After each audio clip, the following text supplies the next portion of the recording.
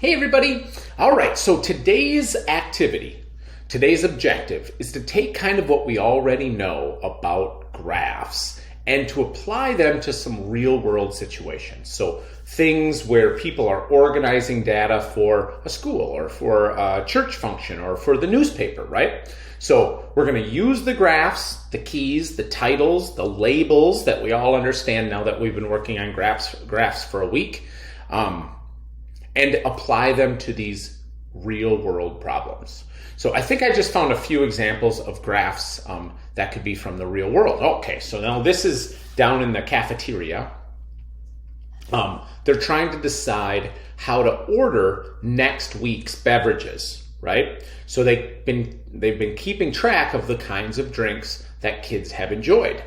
So if you take a look, the title says bottles of drinks that were sold in the cafeteria.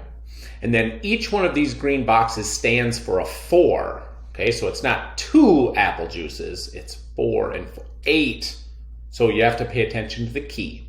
So apple juice was the least popular. So when they're putting together next week's order, they're going to order less apple juice than say, wow, look at this, 4 and 4 and 4 and 4 and 4 and 4, 6 4s, 24 bottles of orange juice was sold. So you could imagine if you were working in a store or working in the cafeteria at school, you'd have to know what the kids like. You'd graph it, and then you would look at which ones were the most, which ones were the least, and that would affect your order for the next week. Same if you worked at Apple Computer. What iPads are selling the best, right? Or if you work at Nike, what shoes are selling the fastest or are the most popular?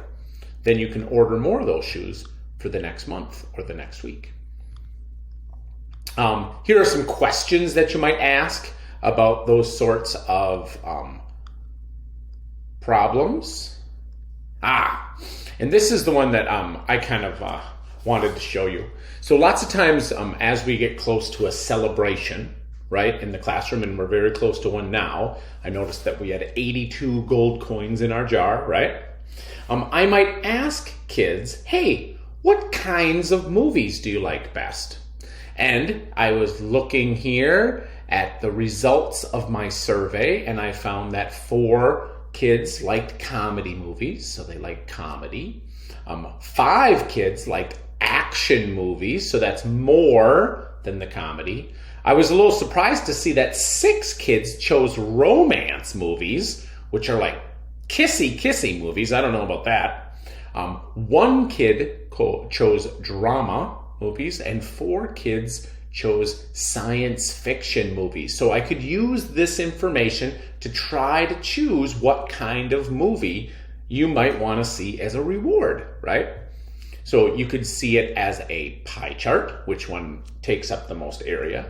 You could see it as kind of a line plot, and then you could see it as a bar chart. So this is just someone using real data in the classroom, for instance, to make a choice, using real life problems and graphing.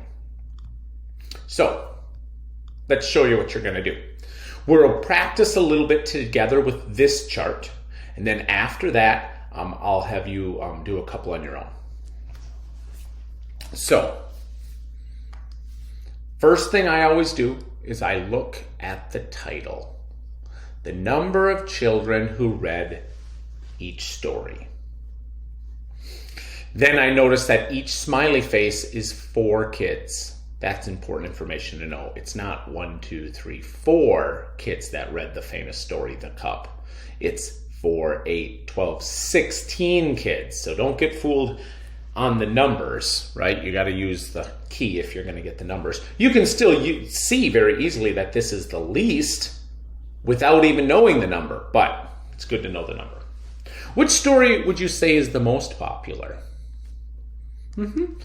Anna finds a coin. Yep, I'm going to write that Anna was the most popular. Which story was the least popular? The Cup. So, now to be honest, those 2 questions are easy, right? Which one is the biggest? Which one is the least? Pretty easy. Then they're going to have you do some skip counting for some answers and compare some answers. So it gets a little bit more advanced as you go along. How many children have read The Magic Rose? 4, 8, 12, 16, 20. Oh, 4, 8, 12, 16, 20. 20 kids have read The Magic Rose.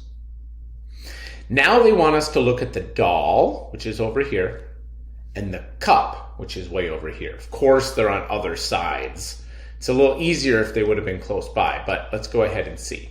So the cup has this amount, 4 smiley faces. The doll has the same 4, I see them right there, but then they have this amount right here. So I found them being the same right here. See how they're the same? And then this is the more part right here. All right, so how many more children read the doll than the cup? So you're looking at the difference between these numbers. So if you look at, we have 1, 2, 3, 4, 5, 6, 7, so that's 28, because each of those are 4s. And then 16. Finding the difference between those numbers.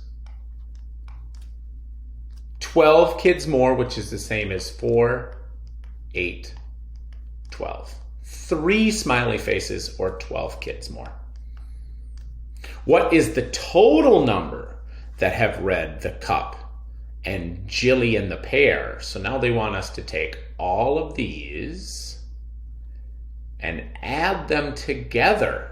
How many are there all together if you take all of these cup kids too? Here, can I get that? No, of course it's gonna resist me slightly. Whoa, that's gonna be a lot, isn't it?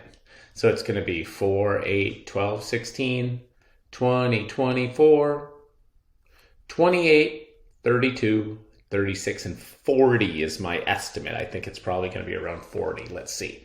So I'm going to take all of these plus all of these.